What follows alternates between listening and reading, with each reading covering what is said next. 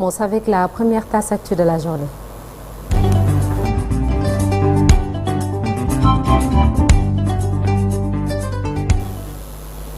Le journal avec Chartidiane Diao, une dizaine de morts dénombrés entre Dakar et Saraya ce week-end. Voilà, donc c'est un grave accident de la circulation tout d'abord sur Nata impliquant un poids lourd et un véhicule léger qui est survenu hier vers 13h sur l'autoroute de l'Avenir à hauteur de l'axe Kuringailo à Rufisque.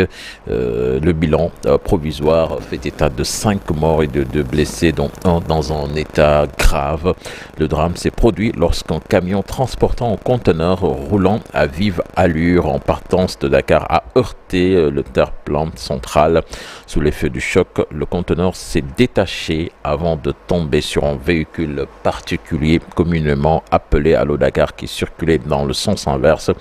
Le choc donc a été fatal à 5 passagers tandis que le chauffeur du véhicule communément appelé Wargainde et un autre passager ont été blessés, mais le conducteur est dans un état grave. Après les constatations d'usage effectuées par la gendarmerie nationale, le chauffeur du camion mis en cause a été placé en garde à vue pour les besoins de l'enquête sur Nata. Et puis la faucheuse s'est également invitée du côté de Saraya. Saraya donc c'est dans la zone aurifère du sud-est du pays. 6 orpailleurs ont perdu la vie à la suite d'un éboulement survenu dans la zone d'exploitation de l'entreprise minière Afrigold à l'ouest du hameau de Gamba. Gamba, c'est dans la commune de Bimbo, département de Saraya. Selon des informations recueillies auprès d'une source sécuritaire, donc un groupe d'orpailleurs clandestins venus de différentes localités environnantes s'est introduit dans le périmètre minier aux environs de 10 heures alors que plusieurs personnes s'affairaient autour des fosses d'extraction. Les parois fragilisées du site ont brusquement cédé, provoquant un effondrement massif de sable et de terre. Nous en parlerons certainement dans la deuxième partie plus amplement avec notre invité sur Nata. Oui, c'est cela. Et on parle du mouvement national Diomaye 2029 qui s'active pour la réélection du chef de l'État à la tête du pays. Face à la presse ce dimanche, ses membres issus d'horizons divers ont réaffirmé leur soutien à la politique du chef de l'État pour un Sénégal souverain et uni, en phase avec la trajectoire présidentielle, notamment sur la réforme de la justice. Et le mouvement lance un appel au rassemblement à tous les Sénégalais. Écoutons à ce propos Moïse Kama, le président du mouvement, interrogé par Alassane Ba et Yaya Diallo.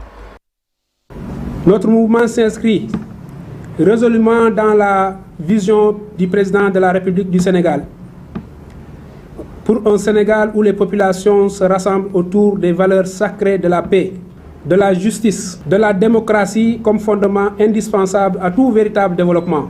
C'est cette vision que nous portons et que nous amplifions aujourd'hui. Nous croyons, comme le dit le président de la République, qu'aucun développement n'est possible sans l'unisson sacrée des Sénégalais. Aucune prospérité n'est durable sans justice sociale. Aucun progrès n'est significatif sans que les institutions démocratiques soient fortes et crédibles. Le mouvement Diomaye 2029 tend la main à tous les Sénégalais, à toutes les forces vives, qu'ils soient des guides religieux, coutumiers, culturels, afin d'aider et d'accompagner le président de la République du Sénégal à réussir son mandat actuel qu'il compte renouveler en 2029 dans un Sénégal de paix, de justice, de démocratie et de prospérité. Nous regardons 2029 avec toute la certitude que le président de la République du Sénégal, Bassirou Diomaye Diakhar Faye, à qui le peuple sénégalais a accordé son mandat qui prendra fin en 2029, sera renouvelé avec l'exclusivité et la considération de tout le peuple sénégalais. Alors, on continue, cher Tidiane, pour parler du Premier ministre Ousmane Sonko qui est attendu, qui est à Rabat ce lundi au Maroc. Voilà, avant de parler donc du voyage du Premier ministre sur Nata, nous parlons de l'arrêt des travaux de désenclavement dans le Dondé-Mayo, les populations dans le désarroi, surtout les paysans qui éprouvent d'énormes difficultés pour rallier leurs champs du fait des inondations. Les détails dans cette correspondance signée Ali Bandelnian. À la place de l'espoir immense des populations suscité par l'arrivée de l'ancien président Macky Sall, venu lancer en 2021 les travaux des routes du Dandemayo, c'est aujourd'hui une grande déception.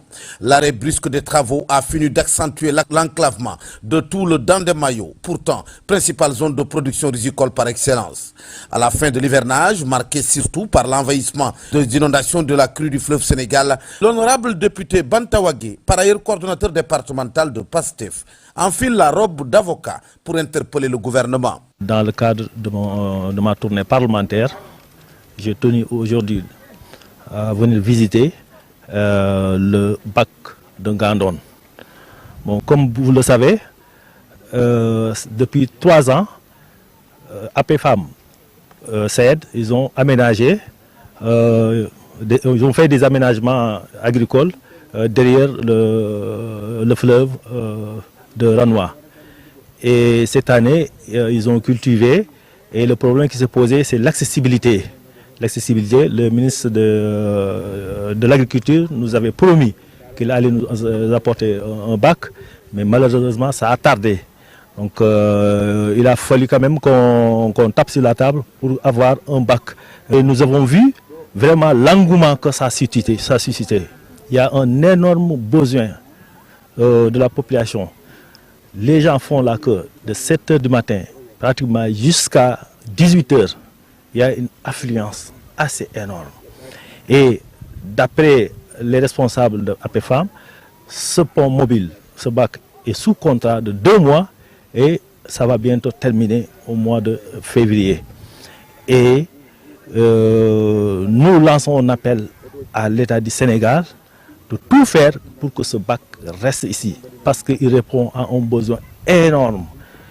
D'après les statistiques, le bac a drainé du 12 décembre jusqu'au 31 décembre 2025, 21 700 personnes ont transité par ce bac-là. Et c'est un énorme besoin qui est là.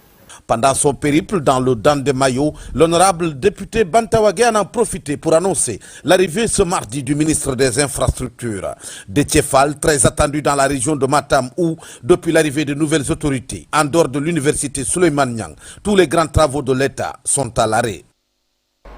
Voilà, Nata, vous l'avez annoncé, le Premier ministre Ousmane Sonko attendu aujourd'hui au Maroc pour une visite officielle.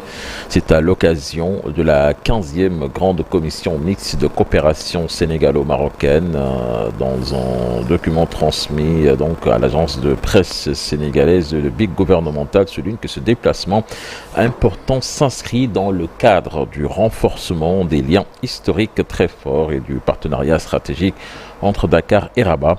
Il rappelle que le Sénégal et le Maroc entretiennent des relations à la fois solides et exemplaires.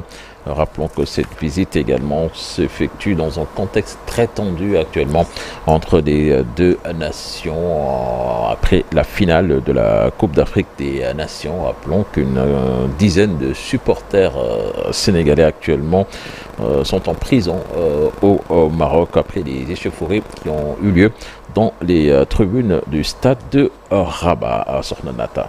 Et puis la Fédération sénégalaise de football qui se désolidarise d'El Hadj Ousseynou Diouf, l'ancien international de football. À travers un communiqué publié ce dimanche, la Fédération sénégalaise de football a officiellement donc marqué une démarcation nette avec l'ancien international El Hadj Ousseynou Diouf.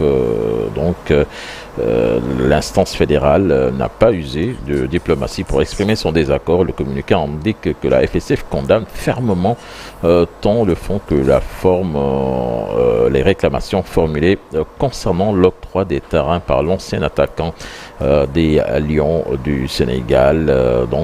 La FSF qui appelle les autorités, rappelle que les autorités sénégalaises ont toujours fait preuve d'une sollicitude constante et d'un accompagnement institutionnel sans faille envers le football national. Il précise donc que les déclarations de Diouf n'engagent que lui. Certainement, on en reparlera tout à l'heure dans l'actu commentée. Et puis pour terminer, la 12e journée de la Ligue 11 sénégalaise avec les résultats du week-end. L'US Gorée qui fait match nul, 0 but partout face à l'US Ouakam. Teungueth FC Walidan, 0 but partout. La AS Pikine qui s'impose face au Jaraaf de Dakar. C'était hier au stade Léopold Sédar Senghor, 1-0. Linguère, HLM, 0 but partout. Stade de Mbour, Dakar Sacré-Cœur, 0 but partout. Guédiawaye FC Agel, victoire des Rufisquois 2-1. Génération Foot qui bat Cambérène 2-1. Et puis le Casa Sport qui s'impose face à la Sonacos 3-0. Au classement, l'US Gorée continue de garder la tête du classement avec 23 points, suivi du Casa Sport 2e avec 21 points. Agel de Rufisque est 3e avec 21 points également. Et puis en bas de tableau, c'est l'équipe de Guédiawaye Football Club qui est avant-dernier avec 7 points et Cambérène également, lanterne rouge du championnat avec 7 points sur la natte. Et à suivre toutes ces informations en Wolof dans quelques minutes, cher Tidiane Diao. Merci beaucoup.